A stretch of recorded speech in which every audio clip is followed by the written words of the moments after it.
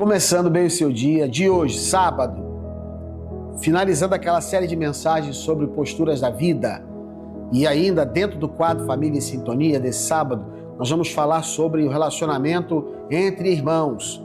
E a pergunta é: rivais ou aliados? Como os irmãos devem se comportar dentro de casa, como rivais ou como aliados? Até porque a rivalidade entre irmãos pode ser transformada em aliança, mas para isso precisa haver o ensino dos pais para eles aprenderem a cooperarem entre si e não competirem entre si. Salmo 133, versículo 1 diz: ó, como é bom e agradável viverem unidos os irmãos. Eu tô rindo porque eu vim de uma família disfuncional, nós éramos 4 irmãos, e aí com a separação do meu pai, ele teve uma nova companheira, tornou minha madrasta, com 4 filhos, éramos 8 dentro de casa. Eu não vou entrar em detalhes, éramos 8. Gente, como diz a expressão, Santo de Israel, sangue de Jesus tem misericórdia. Não era brincadeira o convívio entre essa galera toda, numa situação disfuncional, de necessidade de acertos e por aí afora vai. Mas o texto do Salmo 133:1 é um milagre que só pode ser operado pelo poder do Espírito Santo. Pense até numa ideia de ilustração sobre 2 bois e um arado. Se 2 bois estão lá com aquela canga, né, sobre o pescoço deles, aquela canga interligada, e um puxa para a direita, o outro para a esquerda.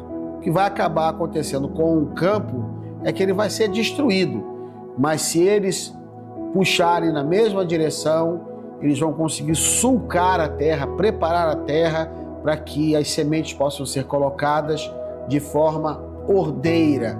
A cooperação e não a competição. Acontece só quando esses 2 bois caminham juntos, assim mesmo dentro de uma casa. Agora, como é que os pais podem ajudar os filhos a viverem um estilo de vida de cooperação e não de competição? Uma delas é não ficar comparando os filhos. Eu me lembro como se fosse hoje. Como se fosse hoje. Enfim, né? Diziam para mim assim lá em casa: ah, o seu irmão, ele faz assim, assim, assado. Ah, sua irmã é desse jeito. Mas eu não era meu irmão e nem era minha irmã. E a comparação era horrível, porque se eu tentasse me esforçar para agir como meu irmão ou como a minha irmã, eu era o Eduardo, era totalmente diferente. Então, os pais erram quando eles fazem comparação. Quando eles dizem aquela frase mortal: por que você não é como seu irmão? Já viu essa frase? Por que você não faz igual ao seu irmão? Né? Essa frase, na realidade, ela é uma semeadura. E o que ela faz? Ela planta uma rivalidade entre pessoas. Cada filho tem jeitos, formas, reações, dons e talentos diferentes, né? Jacó, diz a palavra, amou mais José e gerou ciúme mortal entre os irmãos. Isso é um problema. Os irmãos morriam de raiva, é uma expressão, né? De José por causa da preferência do pai. E a preferência era manifesta. A roupa dele toda colorida, né? E os outros com umas roupas mais comuns, enfim. Então, o que você tem que fazer como pai, como educador? Você tem que se esforçar para amar igualmente. Elogie individualmente. Minhas filhas dizem que a minha filha preferida é a mais velha, é a Damares. A Damares é a preferida. Elas diziam isso. Hoje eu creio que elas têm uma ideia diferente disso. O relacionamento com ela, como mais velha, foi diferente. É óbvio, né? Isso daí é básico. Mas o convívio, graças a Deus, dentro da minha leitura, eu posso até estar enganado, para mim trouxe cura, porque eu aprendi a ver cada uma das minhas filhas com as suas particularidades, com as suas nuances pessoais e individuais. E isso daí é muito importante. Antigamente eu queria tratar tudo de um jeito só, não dava certo, nunca vai dar certo. Um outro ensino prático. O que os pais ou educadores devem e podem fazer? Ensine irmãos a resolverem conflitos entre si. Em vez de arbitrar a briga, dizer como é que isso tem que ser resolvido, ensine-os a conversar, a negociar. Mateus 18,15 diz até para ir primeiro no seu irmão. Já pensou se os pais, quando vissem um conflito entre irmãos, que chega, pai, fulano de tal, meu irmão, Jorge, meu irmão, eu te peço perdão mais uma vez. O meu irmão, ele ganhou uma vez um caminhão, acho que era isso, cheio de carrinhos dentro, menores, esses caminhões cegonha, eu acho que era isso. E aí eu cheguei com a minha mãe chorando, Jorge não quer me dar o carrinho, e ela, Jorge, dá o carrinho. Ah, eu não vou dar não. E ela batia nele, dá o carrinho pro seu irmão lá, dá o carrinho. Ele deu o carrinho, pá, quebrei o carrinho. Tchau, mãe, o Jorge não quer me dar. E final da história, eu quebrei os carrinhos dele todinho. Anos depois, o Jorge falou sobre isso daí, e eu comprei um carrinho desses e mandei de presente pro meu sobrinho. Uma tentativa de apaziguar o coração do meu irmão. Te amo, Jorge. Amo muito a sua vida. Mas é interessante que Mateus 18,15 seria tão sábio os pais, né, chegarem para os filhos, né? Ah, o meu irmão. Então vamos fazer o seguinte: eu vou te dar um dia para você ir lá com o seu irmão e resolver esse conflito com ele.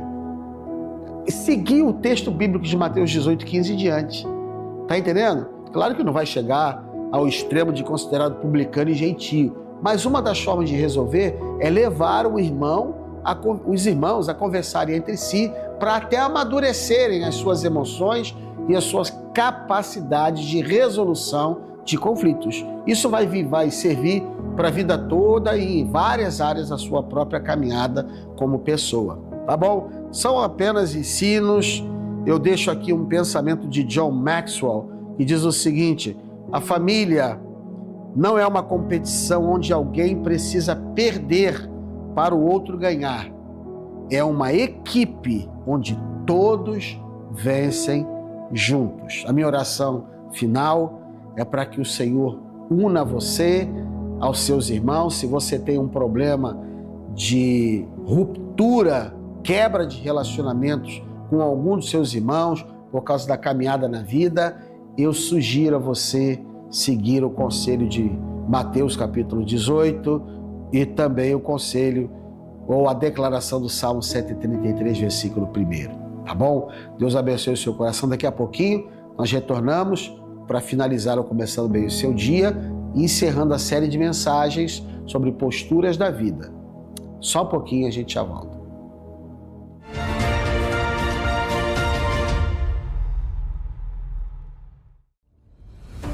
Você está procurando um lugar para se conectar com Deus e viver experiências transformadoras? Venha participar de um dos nossos cultos na Paz Church Santarém. Aos domingos às 7, 9, 17 e 19 horas, além de diversos campos e núcleos espalhados por toda a cidade.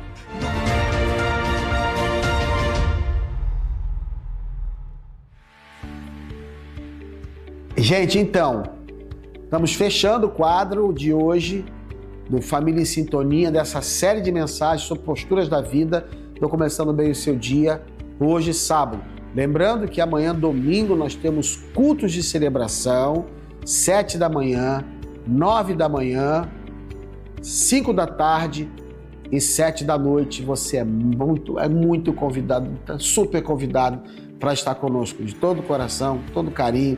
Não perca. Se você quiser saber onde tem um endereço das nossas igrejas, veja aí no WhatsApp que vai aparecer na sua tela.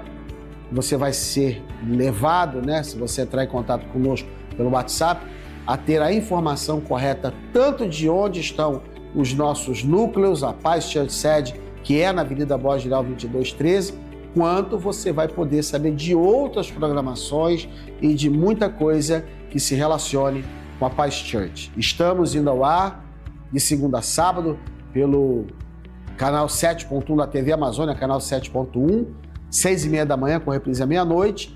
E também temos a nossa programação de segunda a sábado, 6h30 da manhã, no nosso canal do YouTube, já para onde eu peço que você vá, curta, comente, compartilhe, ative o sininho de notificações, fique por dentro de tudo.